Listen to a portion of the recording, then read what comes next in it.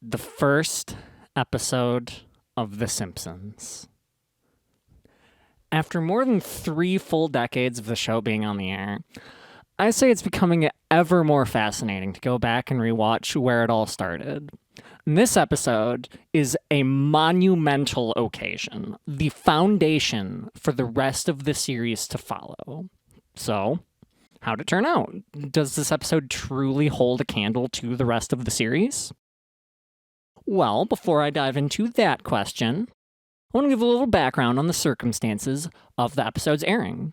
It is no secret that the syndicated series was not the beginning of The Simpsons. If you've seen the season 7 episode of The Simpsons 138th episode Spectacular, you already know the Simpson family made their TV debut on the Tracy Ullman show a couple years before spinning off into their own show.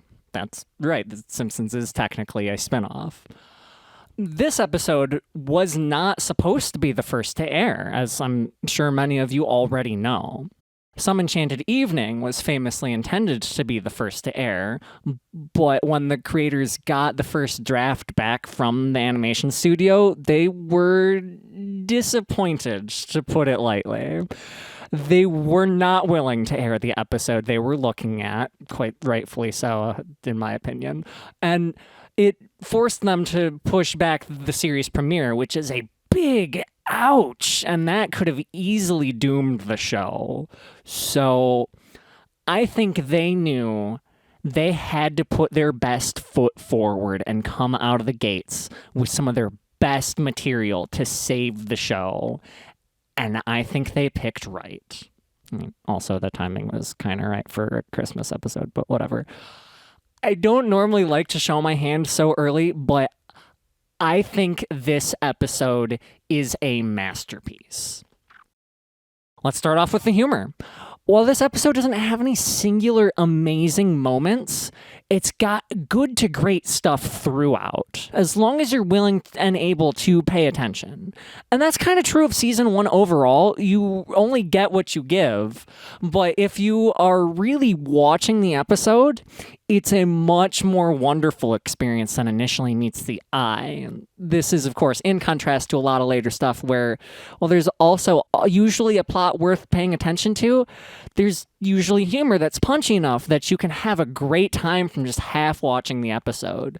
Season 1 is the kind of thing where you can't be like playing games on your phone or scrolling social media while watching.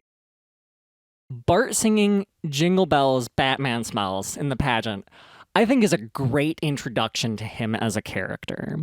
I really like that they start off by showing him being mischievous, but not destructive, because that's my favorite kind of Bart, and I think it's a really funny moment. I think my favorite joke in the episode is when Homer says, "I don't want to leave until our dog finishes." Forget it, let's go. Both as just like the joke I think is the funniest in the episode, but also it's, I think, the best example of the kind of pacing that they would really only do during season 1 or maybe 2. Like, any later than that, and the show's not gonna give a joke literally a full 5 seconds of silence just to pace a punchline.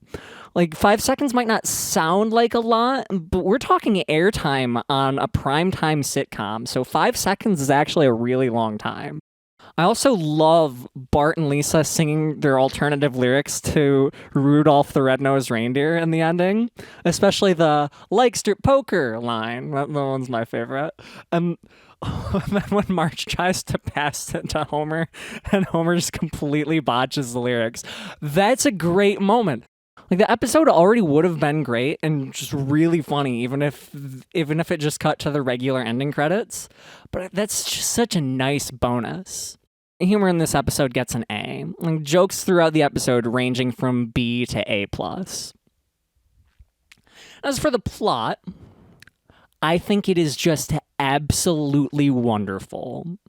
Like, first of all, I love the characterization of Homer here, where he's someone who's so devoted to his family that he will do whatever he can to make a happy Christmas for them, especially when you look at how much of a jerk-ass he becomes in later seasons. He tries so hard throughout this episode, and I think it really pays off and makes the ending so satisfying. And it's nice to see a version of Homer who will have this big theatric breakdown when he finds out the Christmas money is gone. I feel like in later seasons, if this were to happen, he would probably just strangle Bart for wasting the family's money. And since Homer does strangle Bart during the ending credits, we know that it's not that joke hadn't been invented yet. It's just Homer being characterized as more gentle and composed. And I really like that. And then back to the discussion about pacing. Of course, that's super relevant to the plot, too. I particularly love the moment where Homer and Bart are in the parking lot after the dog race, and Barney gloats about his winnings because he was right about betting on Whirlwind, and he drives off with his date, and they let it hang for a few seconds on a wide shot of Homer and Bart standing in shocked silence as they internalize the fact that if only they had listened to Barney, they wouldn't be walking away flat broke after betting away their family's entire Christmas fund. The way they pace that moment. Later seasons rarely take things so seriously with heavy moments like this. They'll often just keep it breezy and just, typically have Homer respond with a quick "Dow!" or with wild hysterics. It's extremely rare to see Homer take anything quietly. Really, the ending of Mother Simpson is the only other example I can think of off the top of my head.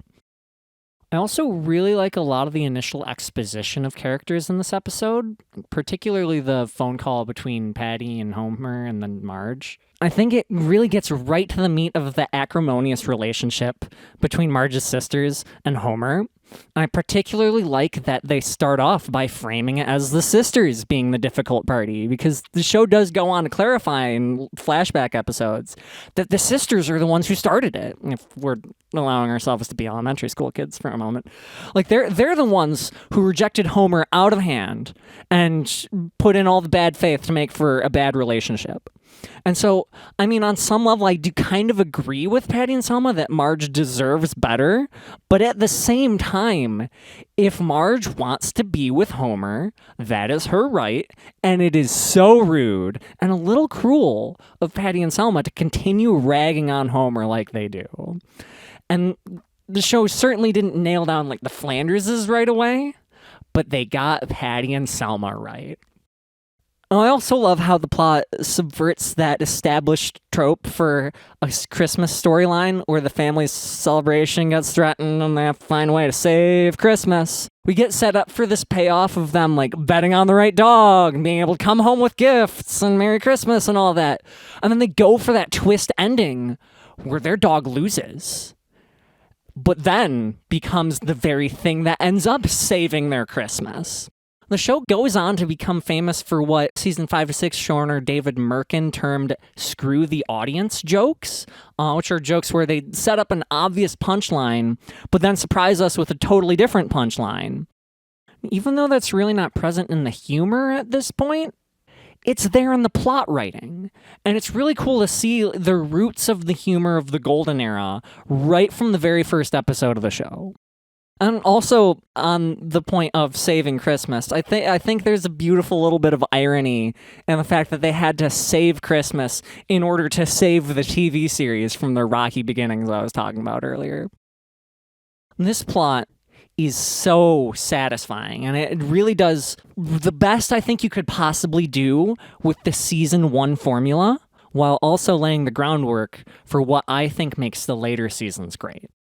I'll happily give this episode an S for plot.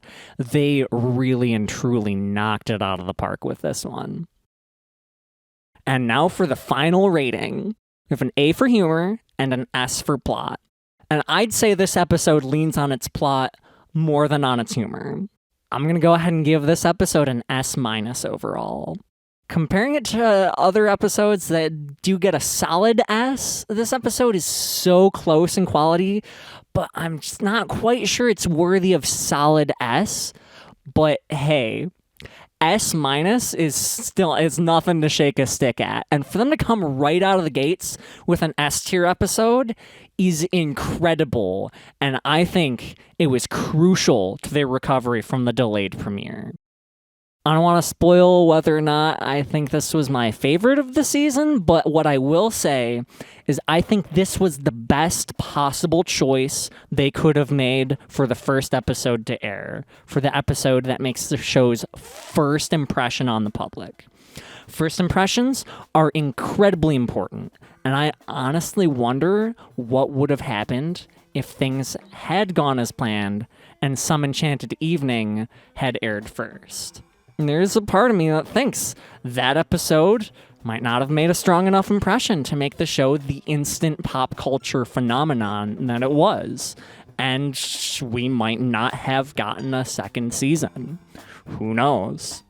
But what we do know is this episode absolutely stuck the landing and paved the way for what would become a run of almost a full decade of amazing material. Thank you so much for watching. I'm curious to hear what you all think of this episode, and also YouTube will like me more if people comment more. So fire away in the comments, and please make sure to like the video and subscribe to the channel. Make sure to ring the bell to get the notifications, and join us next week to have a look at follow-up episode, Bart the Genius. We know they hit the ground running with a great first episode, but did they maintain the momentum? Also, Lisa's costume in the pageant is weird.